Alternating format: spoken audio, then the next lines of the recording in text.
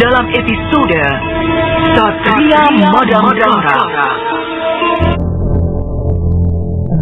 Bagaimana Mandiri? Mau apa tamu-tamu itu?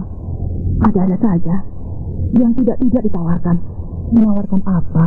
Jadi pengawal barang dagangan? Loh, itulah yang tidak saja. Kacau. Mungkin mereka melihat kau sangat tangkas bermain rotan di muka pasar itu. Mereka lantas mengira kau pandai bermain silat. Iya, aku pikir gerakan Mandiri waktu melakukan permainan ketangkasan itu dilihat oleh mereka sebagai gerakan jurus silat. Iya, mungkin. Sudahlah, saya mau ke pasar mengembalikan hadiah-hadiah ini. Baik, aku dan Kak Hanum akan mengawasi kau dari jauh. Mengawasi aku? Iya, kita di kampung orang. Siapa tahu kedua orang itu tidak akan begitu saja melepaskanmu. Katakanlah masih penasaran. Iya, baiklah.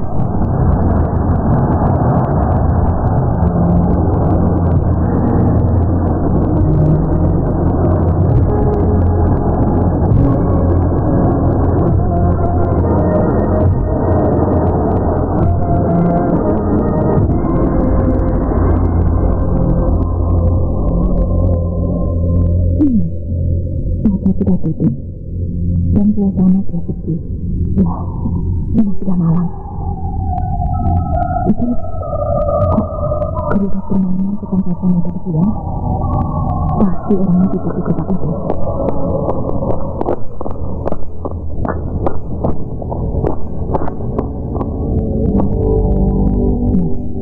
Tapi kebetulan kau belum tidur.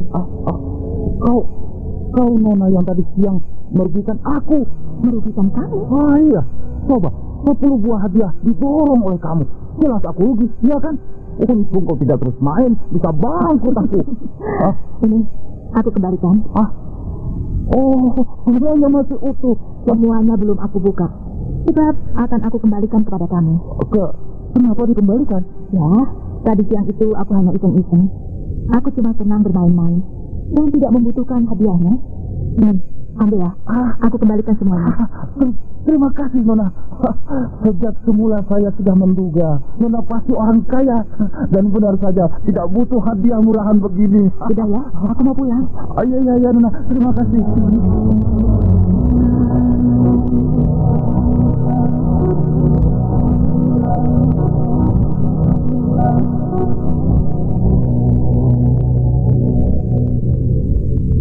Lihat Kak Arnum, ada 3 orang bersembunyi di balik tembok bangunan itu, mencegat Mandiri.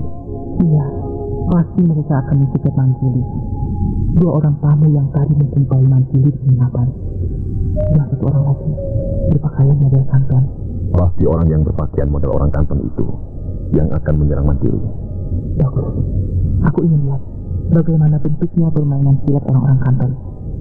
Nah itu, di ujung jalan Mandiri sudah nampak berjalan seorang diri. Iya, dan kedua orang itu juga sudah melihat Mandiri dan bersiap-siap untuk melakukan penghadangan kepada Mandiri. Iya.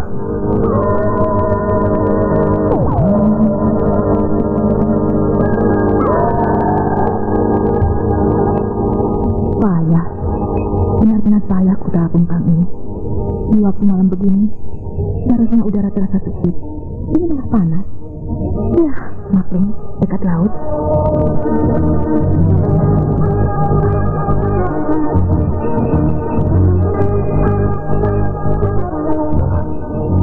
Orang yang berpakaian kanton itu sudah berdiri. Dia bukan orang kanton. Lihat, wajahnya wajah orang sini. Iya, benar. Orang itu asli orang sini. Hanya pakaiannya yang bergaya kanton. Mungkin dia punya guru orang kanton. Iya. Atau belajar silat di negeri kanton. Jadi berpakaian model kanton. Iya. Nah, dia berdiri di tengah jalan, menghalangi jalan Mandiri. Hei, siapa kau menghalangi jalanku? Selamat malam, orang Dita. Hei, kau tahu aku dari Dita? Ya, logat bicaramu jelas sekali menunjukkan kau orang Dita. Lalu kau mau apa? Akulah yang seharusnya bertanya. Kau mau apa jauh-jauh dari Dita menyeberangi lautan datang ke sini? Ada urusan penting. Katakan, urusan apa itu? Kau ini mau apa, ha? Berani berkata begitu sama aku? Benar dugaanku. Kau seorang pendekar wanita. nampak jelas dari cara berbicara dan bersikap tidak takut terhadap laki-laki. Sebab kalau gadis biasa tidak mungkin berjalan sendirian di waktu malam hari, dan pasti ketakutan kalau dicegat oleh laki-laki. Tapi kau tidak, berarti kau pendekar. Kalau aku pendekar, lantas kau mau apa? Mau mengajak kau untuk bergabung dengan kami. Bergabung dengan kau? Maksudmu apa? Jadi barisan pengawal barang-barang penting. Oh iya, aku ingat sekarang. Pasti kau temannya 2 orang tamu mengunjungi aku di penginapan. Benar. Barang-barang penting apa yang kau maksudkan itu? Kau tidak perlu tahu barang apa yang akan kau kawal. Kau hanya dibayar untuk menjaga keselamatan barang itu. Selesai. Lalu berapa aku mau dibayar? 100 ringgit. Ampun, kecil amat. Kau gila. Tenagaku kau bayar murah itu. Kau menghina aku, orang kanton. Kau yang gila. Gaji pejabat tinggi kerajaan 1 bulan hanya 30 ringgit. Nah, dengan uang 100 ringgit, kau bisa hidup 1 tahun dengan ongkang-ongkang kaki. Tidak. Kalau 100.000 ringgit, aku mau. Edan, perempuan tidak waras. Seorang raja saja belum tentu punya uang sebanyak itu. Kalau tidak mau, ya sudah. Sombong. Ya!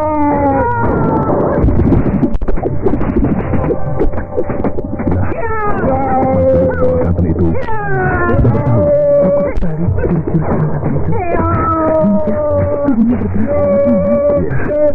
Itulah permainan puntal. Permainan apa itu? Jelas orang kanton, namanya puntal.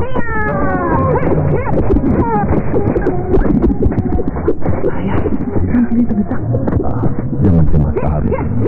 Mantili belum mengeluarkan jurus-jurus simpanan. Dia baru tahap pemanasan.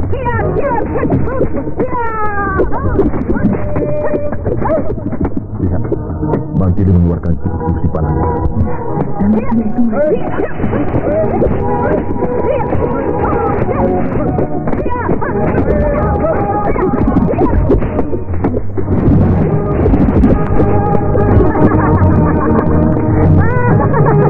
Bagaimana orang kanton?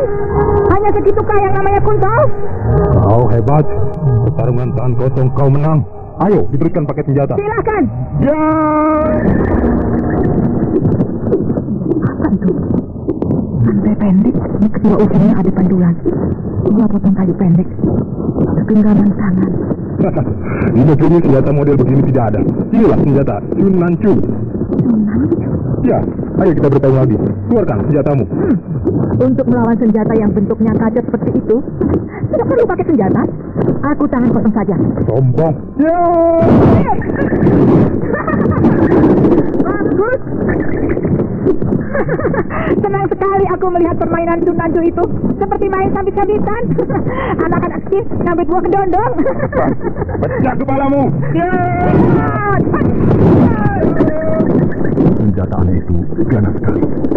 Menyambar-nyambar, dahsyat sekali. Kedua tangannya memegang senjata aneh itu. Mantul ditumpul dengan singkat.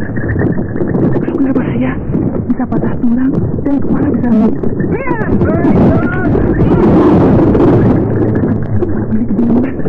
Dia tidak tahu bagaimana caranya melawan senjata aneh seperti itu.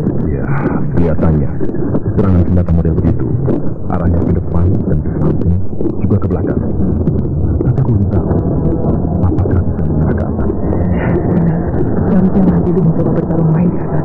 Di belakang ini menggunakan tubuh. Ya, mudah-mudahan Mantili bisa mempelajari cara permainan musuhnya. Bagus.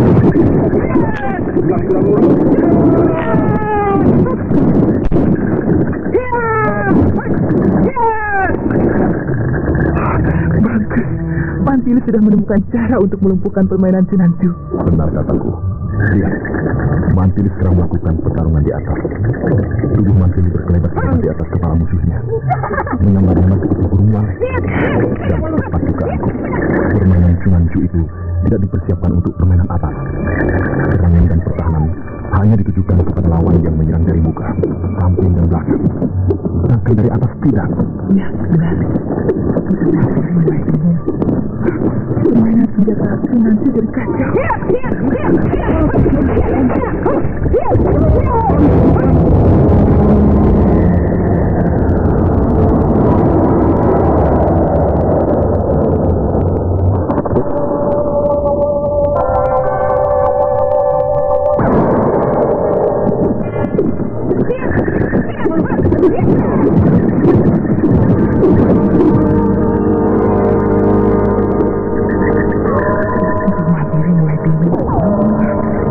senjata si nanti jadi kacau.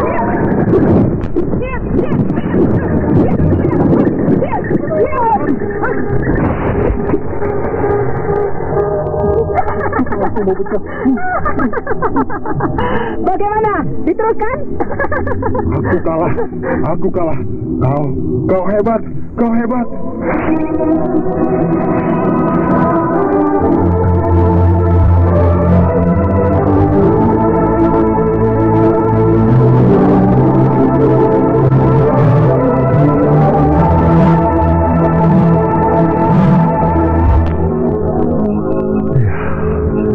Pertarungan sudah selesai dan orang kampung itu menyerah. Lihat, dua orang temannya musuh Mantili yang bersembunyi di balik tembok itu mau lari. Ayo kita tangkap. Untuk apa ditangkap? Aku penasaran. Apa yang maksud mengawal barang-barang amat penting? Oh iya benar, kita buka mulutnya supaya dia bicara.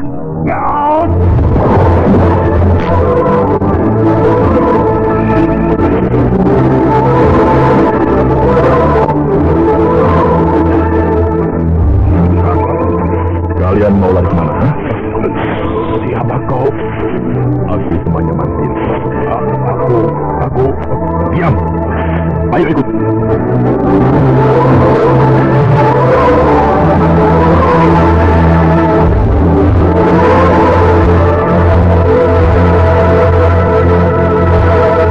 Tangan dilepaskan. Tanganku. Lepaskan.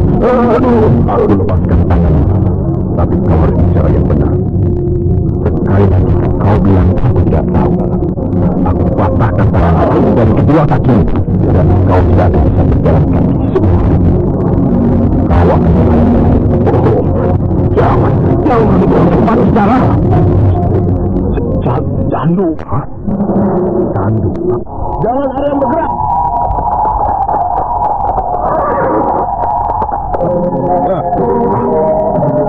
Tempat ini sudah dikepung oleh tentara.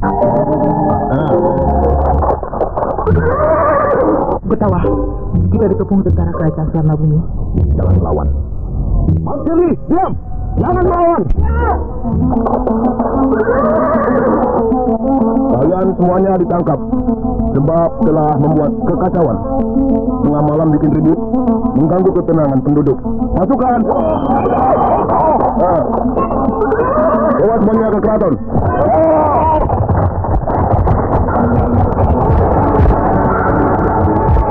Kita ini ditakdirkan untuk jadi orang yang unik.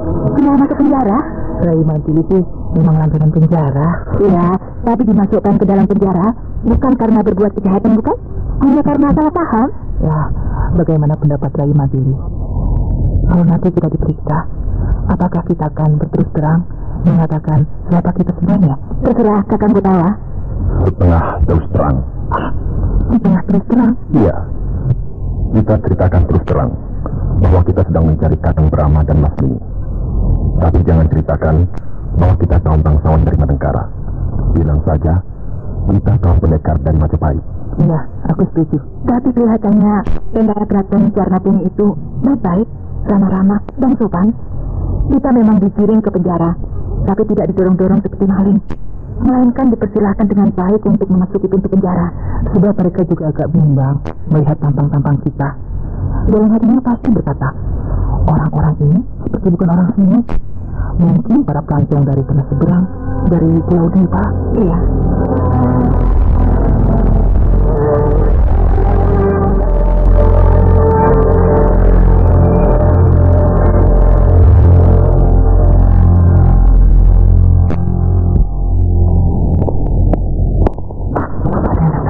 Kepala pasukan yang tadi malam menangkap kita.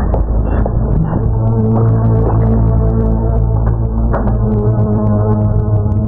Saudara-saudara akan dibawa ke pendopo utama untuk diperiksa. Bagus. Itu yang kami harapkan.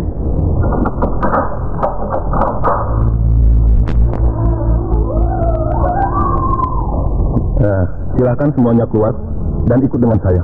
Baik. Ya, bagus. Saudara-saudara ini siapa sebenarnya? Kenapa berkelahi dengan komplotan asap neraka? Apa? Komplotan asap neraka? Yang berkelahi dengan saudara adalah 3 orang gembong penyelundup yang menamakan dirinya komplotan asap neraka. Bukan main. Namanya serem banget.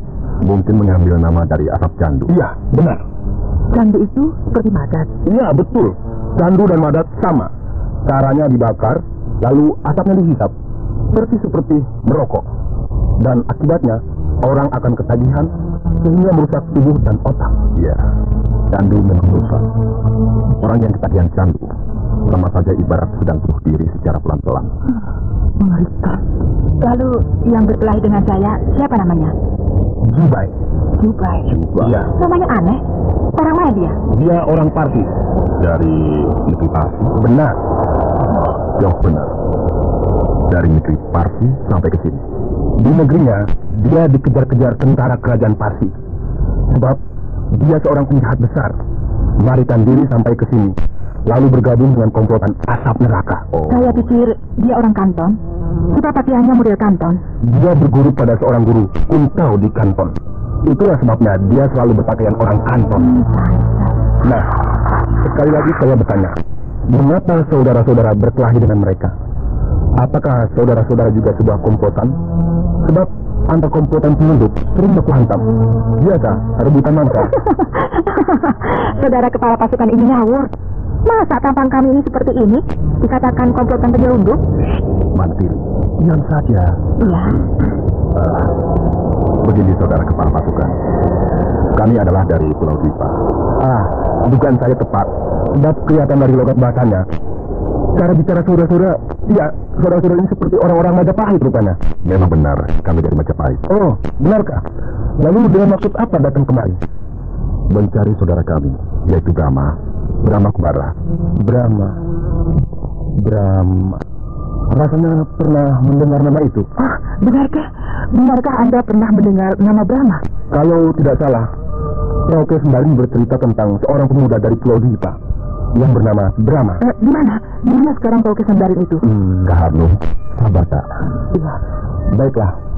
Ya, meskipun saya percaya saudara-saudara bukan orang jahat dan juga tidak bermaksud jelek terhadap kerajaan kami, tapi kami tidak akan membebaskan saudara begitu saja sebelum terbukti dengan jelas.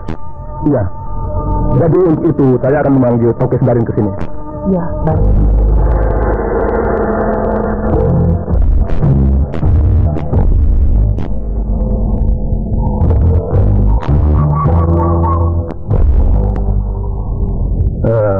Selamat siang, Ci. Pak Kepala Pasukan, ada apa? Rauke ada? Di rumah? Oh, Ada apa, Pak? ada perlu sedikit. Katanya tadi malam ada ribut-ribut antara penyelundup dengan orang asing. Iya, komplotan asap neraka bikin ribut lagi. Komplotan asap neraka? Iya. Wah, komplotan penjahat hebat itu. Lalu kenapa ribut dengan orang asing? Dan orang asing dari mana? Katanya dari Pulau Dwipa. Orang Dwipa? Iya, dari Majapahit. Tentara Majapahit? Wah, bukan. Cuma orang biasa yang sedang mencari suaminya. Hah? Mencari suami? Jauh-jauh mencari suami. Apa di Majapahit tidak ada laki-laki? Bukan begitu, Ci.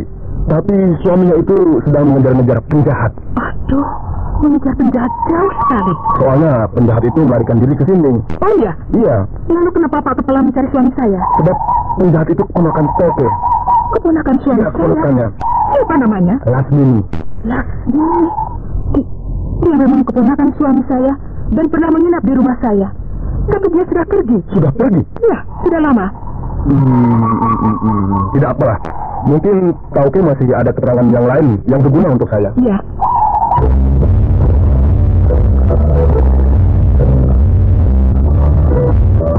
Wah, ada apa ini? Pak Kepala Pasukan. Begini.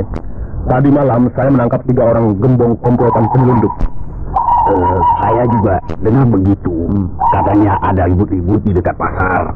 Komplotan penyelundup itu sedang berkelahi dengan 3 orang asing dari Dwipa. Iya. Orang Majapahit dia. Iya. Ketiga orang dari Majapahit itu sedang mencari Brahma. Rauke Sembaring yang kenal dengan Brahma dan Lasmini tentu dapat membuktikan apakah benar ketiga orang asing itu yang satu orang istrinya Brahma. Istrinya Brahma? Iya. Rauke 3 orang asing itu satu laki-laki dan 2 perempuan. Nah, yang perempuan satu mengaku istrinya Brahma, Toke. Mengapa begini? Bingung ya? Jadi ruwet. Iya, maksud Toke bagaimana? Begini Pak Ketua. Brahma bercerita bahwa istri dan 2 orang saudara-saudaranya diculik oleh Lasmini. Iya, lalu? Dan dibawa ke sini. Tapi ternyata sudah dibebaskan oleh Lasmini. Oh. Lalu di mana dia dibebaskannya? Ya, apa di Majapahit atau dia jadi bingung? Aku bingung ya. Daripada bingung lebih baik Oke sendiri yang menghadapi ketiga orang asing itu. Bagaimana? Iya. Baiklah. Ayo, mari ikut. Inilah Oke Sendarin. Terpaksa saya ambil dari tokonya di pasar. Sebab persoalan ini saya anggap penting. Selamat siang. Selamat siang. Saya Oke Sendarin, Paman Lasmini. Paman Lasmini? Kenapa saudara-saudara terkejut? Lasmini, maaf, musuh kami. Kalau begitu benar. Apa maksud Oke? Yang saya tahu, Lasmini adalah musuhnya Brahma. Tapi lalu mengapa saudara-saudara juga menyatakan musuh terhadap Lasmini? Sebab saya istrinya Brahma. Oh, benarkah? Sekarang giliran si Toke yang melotot. Katanya istrinya Brahma itu diculik oleh Lasmini. Tapi kenapa ada di sini? Memang benar, saya dan kedua orang saudara saya ini diculik oleh Lasmini, tapi berhasil meloloskan diri. Tapi Kakang Brahma tidak tahu kalau kami sudah selamat. Dia terus mengejar Lasmini. Itulah makanya kami ke sini untuk menjelaskan semuanya kepada Kakang Brahma. Oh, kalau begitu... benarkah Toke sudah bertemu dengan Kakang Brahma? Bertemu sama dia di dalam penjara. Di dalam penjara? Begini ceritanya. Lasmini. Apa kabar? Baik-baik saja. Ada apa jauh-jauh datang ke sini? Saya dikejar-kejar musuh. Dikejar musuh? Siapa? Seorang tokoh penjahat. Namanya Brahma. Kenapa kau sampai bentrok dengan dia? Dia mencintai saya, Paman. Dia melamar saya, tapi saya tolak. Sebab saya akan bertunangan dengan Tumenggung Bayan. Tapi dia tetap ingin kawin dengan saya. Lalu tunangan saya dibunuh dan saya dikejar-kejar. Oh. Saya akan bersembunyi di sini untuk beberapa waktu, Paman. Iya, boleh. Itu ceritanya, saudara-saudara. Dan itu fitnah. Tidak benar. Yang benar adalah Tumenggung Bayan dibunuh oleh Kakang Brahma sebab Tumenggung Bayan membunuh utusan dari kerajaan Madangkara. Lasmini membalas dendam lalu bertarung dengan Kakang Brahma, tapi dia kalah. Karena tidak sanggup mengalahkan Kakang Brahma, saya yang jadi sasaran. Bahkan bukan hanya saya, kedua saudara saya ini juga jadi sasaran Lasmini. Dan kami bertiga diculik. Begitu yang benar. Brahma juga bercerita begitu. Lalu sekarang Lasmini kemana? Sudah melarikan diri dari sini. Melarikan diri lagi? Iya, karena Brahma datang. Oh ya? Setelah kira-kira 6 hari kemudian, ada berita tentang kedatangan Brahma.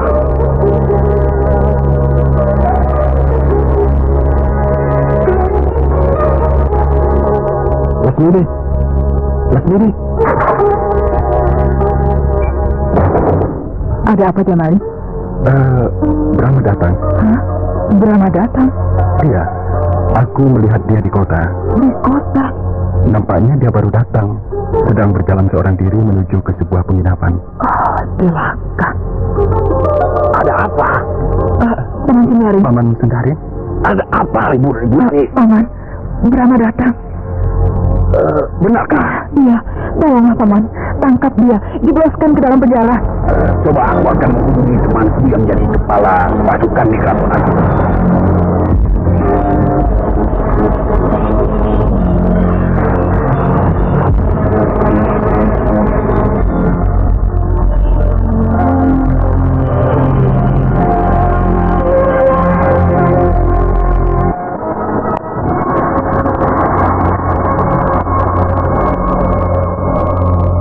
Begitulah, atas permintaan Lasmini, saya menghubungi seseorang kenalan saya yang menjadi kepala pasukan di keraton. Lasmini Sinting, dia benar-benar ingin mencelakakan Kakang Brahma. Saya yang mempercayai cerita Lasmini, tentu saja saya akan menolong keponakan saya itu. Benarkah begitu, bukan? Iya, Oke tidak salah, sebab belum tahu perkara yang sebenarnya. Lalu Brahma ditangkap dan dimasukkan ke dalam penjara. Tapi terus terang, Saya terkejut dan menjadi bimbang oleh cerita Lasmini tentang Brahma. Bimbang kenapa? Tadinya saya bayangkan bahwa Brahma itu seorang laki-laki yang tinggi besar dan kasar. Wataknya garang, sesuai dengan sifat yang jahat, dan suka merebut istri orang. Tapi setelah melihat orangnya, saya benar-benar tidak habis pikir. Orangnya ternyata halus dan lembut tutur katanya. Sopan sekali. Sikapnya ramah tamah. Tidak ada kesan sama sekali kalau dia orang tokoh yang jahat. Lalu? Kemudian timbul keinginan saya untuk mengetahui duduk perkaranya yang jelas. Maka saya memeriksanya.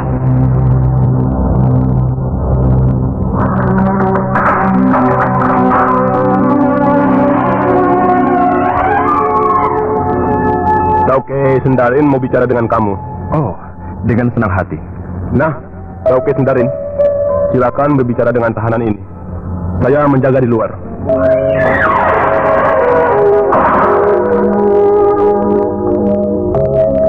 Kenalkan, nama saya Sendarin. Brahma. Oh, ini yang bernama Tauke Sendarin, Paman Lasmini? Iya, benar. Ada maksud apa Tauke mengunjungi saya di dalam penjara ini? Saya ingin bertanya beberapa hal kepada saudara. Silakan. Apakah betul saudara mencintai Lasmini? Kenapa saudara tertawa? Pertanyaan seperti itu sudah saya duga akan ditanyakan kepada saya. Tapi tetap saja saya merasa geli. Geli? Baiklah, saya jawab tidak mencintai Lasmini. Apa tidak? Ya, tidak. Kalau tidak mencintai Lasmini, kenapa saudara memaksa Lasmini agar mau kawin dengan saudara? Bahkan saudara mengejar-ngejarnya. Lebih dari itu, mau memperkosa Lasmini. Tauke percaya? Ya, saya datang ke sini karena saya ingin mengetahui duduk perkara yang sebenarnya.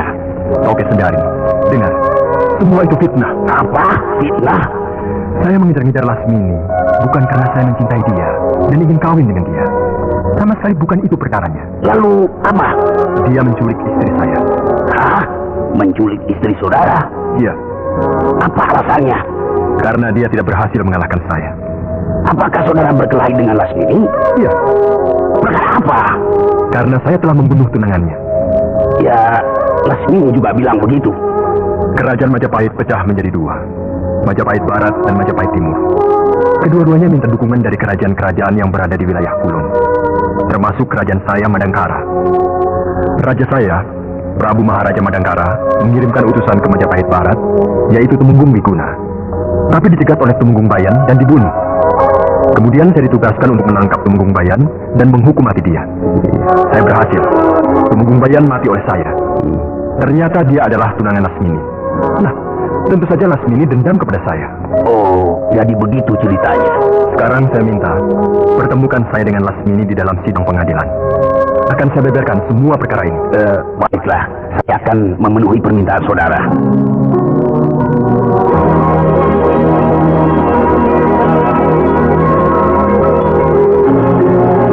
Begitulah ceritanya. Lalu, Tauke mempertemukan Brahma dan Lasmini di dalam sidang pengadilan? Tidak. Tidak. Sebab Lasmini sudah tidak ada. Dia melarikan diri. Pasti dia takut. Takut rahasianya terbongkar. Benar. Rupanya begitu dia tahu saya mengunjungi Brahma di dalam penjara. Diam-diam, Lasmini pergi. Oke. Kemana kira-kira dia perginya? Mungkin ke kerajaan Pagaruyung. Ke kerajaan Pagaruyung? Menjumpai sahabatnya, seorang pejabat tinggi kerajaan Pagaruyung. Lalu, Kakang Brahma juga ke Pagaruyung mengejar Lasmini? Benar. Ayo, kita segera berangkat menyusul Kakang Brahma ke kerajaan Pagaruyung. Tapi, Karnun, kita masih dalam tahanan. Saudara-saudara, kami bebaskan. Benarkah? Dari cerita Tauke Sendarin, sudah jelas bahwa saudara-saudara tidak bersalah. Terima kasih. Terima kasih. Iya, ya.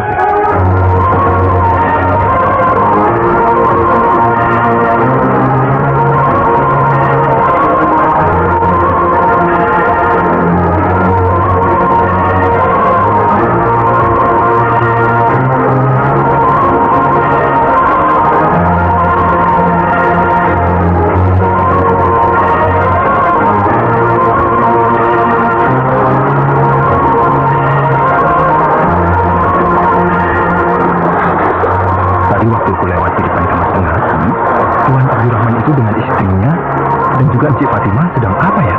Maksudnya? Mereka bertiga seperti sedang melakukan suatu upacara. Tuan Abdurrahman berdiri di muka, istrinya dan anaknya berjejer, berdiri agak jauh sedikit di belakang.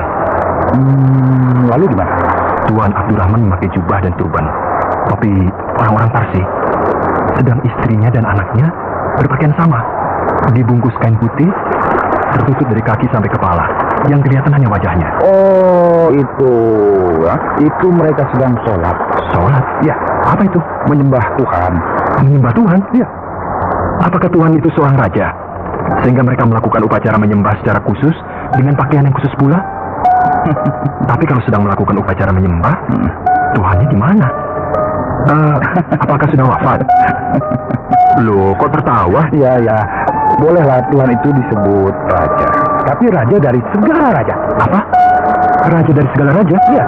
Semua raja yang ada di kolong jagat ini, raja apa saja, di mana saja, seorang manusia, ya kan? Ya tentu saja. Kalau bukan manusia, mana bisa dia memimpin rakyat? Nah, Tuhan bukan manusia. Hah? Bukan manusia? Ya. Jadi berupa apa? Patung? Gunung? Lembah? Sungai? Lautan? Atau apa? Tidak. Tidak berupa apa-apa. Tidak berupa apa-apa? Iya. Tuhan memang tidak ada bentuknya, juga tidak kelihatan. Oh ya? Ya, memang begitu. Jadi kalau menyembah Tuhan, harus membayangkan apa? Tuhan tidak bisa dibayangkan. Oh begitu? Ya, itulah keistimewaan agama Islam. Ya, kita tidak bisa melihat Tuhan, tapi kita yakin bahwa Tuhan itu ada. Apa tadi? Agama Islam? Apa itu? Kepercayaan. Oh, kepercayaan. Agama Islam adalah agama yang paling baru. Orang-orang di sini semuanya agamanya Islam? Belum. Aku juga baru 1 tahun. Oh ya? Iya. Kalau Tuan Abdurrahman? Juga sama dengan aku. Agak lamaan sedikit, kira-kira 2 tahun. Oh. Begini kan. Setelah masuk Islam, namanya diganti. Tadinya bernama Tauke Sanyali Kunda. Lalu diganti jadi Abdurrahman. Juga istrinya asalnya bernama Rasdasati. Lalu diganti jadi Laila.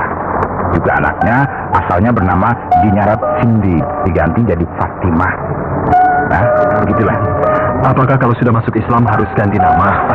Tidak, sebab tidak ada paksaan untuk ganti nama. Iya.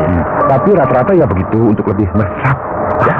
Iya, nama memang banyak membuat pengaruh pada diri seseorang. Benar itu. Seperti tuanku Parameswara, bekas penguasa Palembang. Setelah dia masuk Islam, namanya diganti jadi Medad Iskandar Shah. Wah, itu jadi maju. Nasibnya sangat beruntung. Dia sekarang jadi raja kerajaan Malaka. Wah, hebat. Lalu kau sendiri?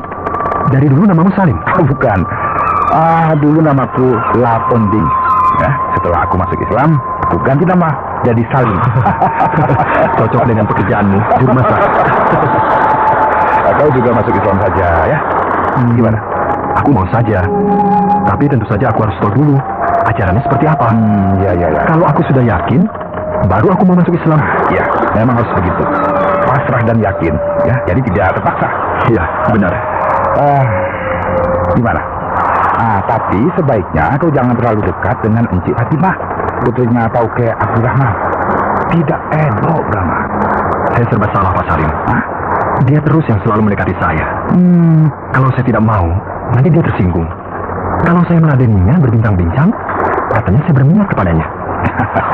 Ya, aku juga tidak bisa menyalahkan kau. Lagi pula, aku yakin Encik Fatimah suka sama kau.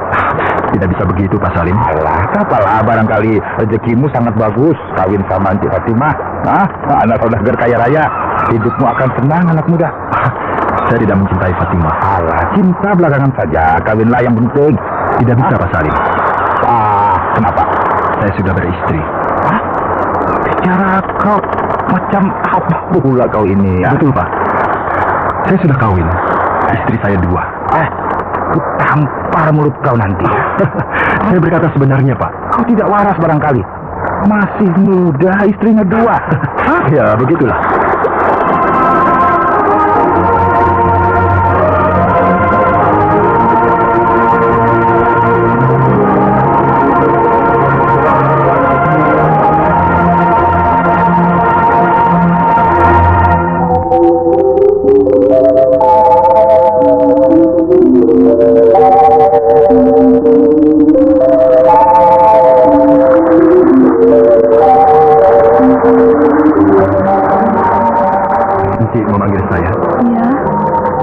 kewajiban Ci yang harus saya kerjakan?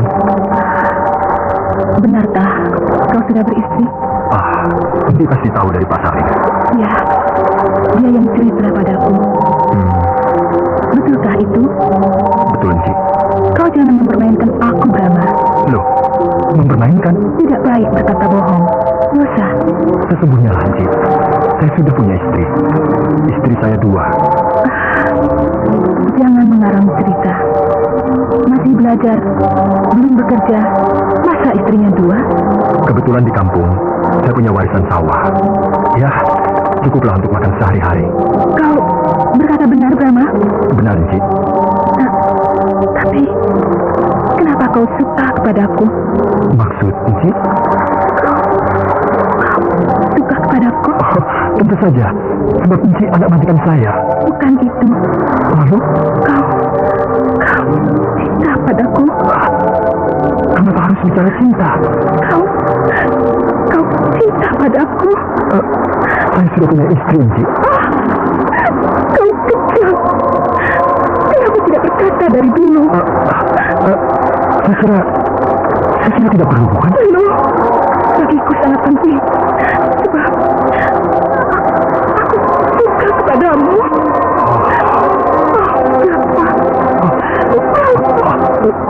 Lepaskan, Ci. Jangan memeluk saya. Aku cinta. Nanti dilihat orang. Tidak elok, Ci. Lama? Tuan. Ayah. Tuan Abdul Rahman.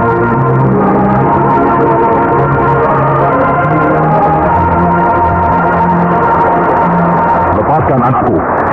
Iya, Tuan. Fatimah, masuk ke kamarmu. Ya, Ayah. Rama, kau kurang ajar. Hati-hati menginjak kepala. Berani mengganggu anakku. Bukan saya yang melakukannya, Tuan. Tapi putri Tuan sendiri, Encik Fatimah yang memeluk saya. Bohong. Aku melihat kau yang memeluk Fatimah. Apakah Tuan nakoda mengintip kami? Aku tidak mengintip. Kebetulan aku sedang lewat, melihat kau merayu Fatimah, lalu memeluknya. Itu tidak benar. Kau mau mungkir? Sebentar, nakoda. Jangan marah-marah dulu. Biar aku yang bicara, sebab aku adalah ayahnya Fatimah. Baik, Tuan Abdul Rahman. Tapi orang asing itu memang moralnya busuk. Dia harus dihajar. Nanti aku sendiri yang akan mengajarnya. Iya, Tuan. Nah, Brahma, aku suka kepadamu. Sebab kau anak yang rajin dan baik. Tapi perbuatanmu itu sungguh-sungguh melewati batas. Iya, Tuan. Nah, dengan berat hati, terpaksa aku harus menghukum kamu. Lemparkan saja ke laut, biar dimakan ikan hiu. Kita bukan bangsa yang biadab, nakoda. Iya, Tuan. Lagi pula, dia bukan penjahat, hanya melanggar tata susila. Iya, Tuan. Nah, masukkan dia ke ruang bawah. Ikat pada tiang, dan jangan dilepas sampai kita tiba di Jambi. Baik, Tuan. Sini kau. Aduh, tidak kena. Hei, kau mau melawan ya? Tidak. Kenapa kau menangkis pukulan gua? Aku tidak menangkis pukulan. Aku cuma menundukkan kepala sedikit saja. Kenapa menunduk? Kalau kena, kan sakit.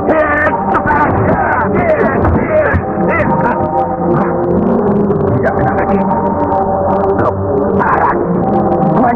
Nakoda, tunggu. Dia bukan penjahat. Dia tidak perlu dipukuli.